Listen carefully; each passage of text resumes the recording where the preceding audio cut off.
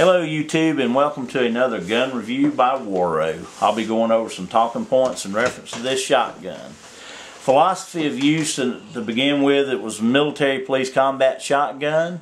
I purchased this weapon in the early 80s, whenever the movie Terminator come out, the first Terminator.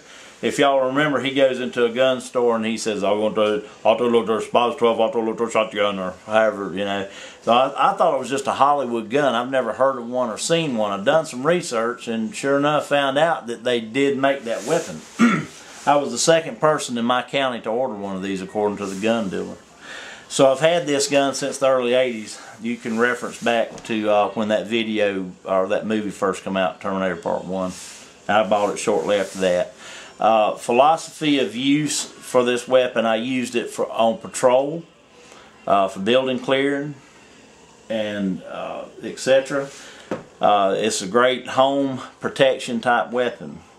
The size and weight of this gun is it's 41 inches long. It weighs over 9.5 pounds, and this is empty. Firepower, she's a 12 gauge, 2 3/4 inch shells. It'll hold 8 in the magazine tube, 1 in the chamber, so you have a total of 9 rounds. If you put buckshot or slugs in this thing, you can literally walk through walls. Okay. Accuracy, she's dead on accurate. Back up to the firepower of this gun.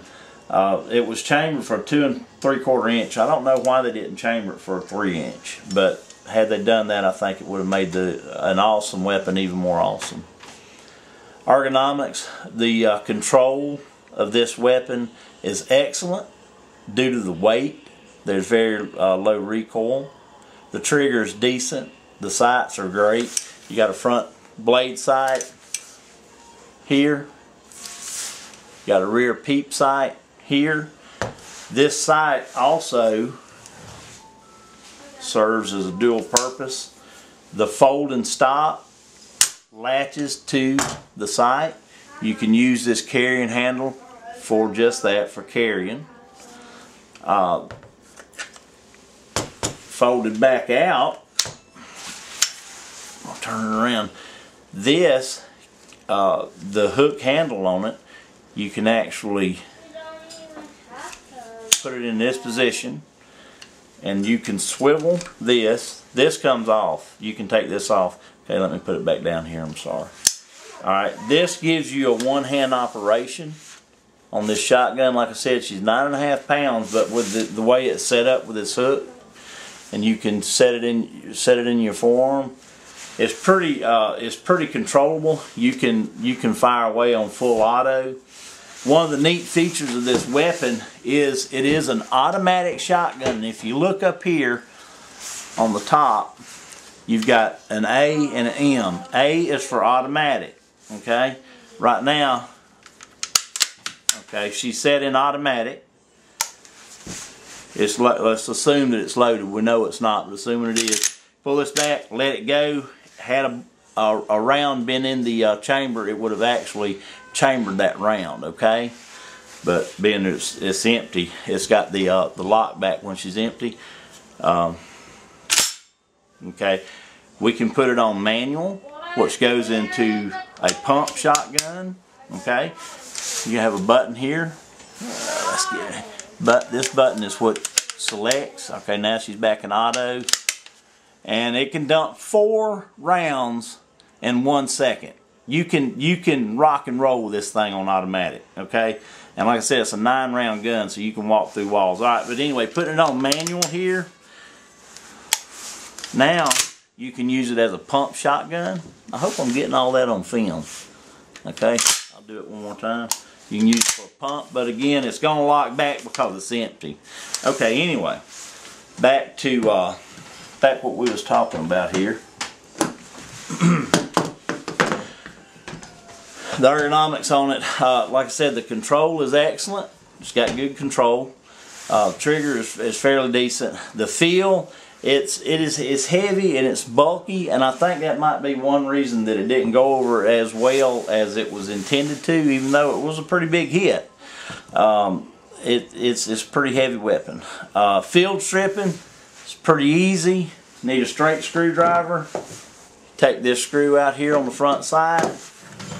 Unscrew the tube, and she comes apart fairly simple. And while we're up here, you've got mounts for slings here, for a sling here and here. I do have the sling, but I didn't dig it out. It's in the closet. You've got interchangeable choke.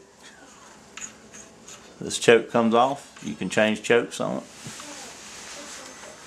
As far as accessories, it's pretty cool, the little things that you can get. Flashlights, you can actually have red dot sights, a few other things. They actually make an extension tube where you can up your round, one more full round, which is pretty cool. I was actually engineering one of those myself. I have one in the works that I was making, and I got off the project. I need to get back on it. Okay, as far as value, look it up. Don't take my word for it. They are pricey. When I bought the gun, it was around the $700 range, and now it's really off the chart. They're very pricey. They quit making these, which is going to go down to my track record. It come into production in the late 70s and went out of production around in the year 2000. So it had a short production life. There's not a, I don't really know how many is in the United States. I couldn't answer to that. But anyway, getting back on track here. The durability, it's built like a tank. It's a very durable gun. Reliability, I've never had any problem with it. My spring got weak in my my tube here, where your rounds are. I had to replace the spring. That's all I've done to this weapon, and I've had it since the I don't know, early 80s. So it's very durable, very reliable.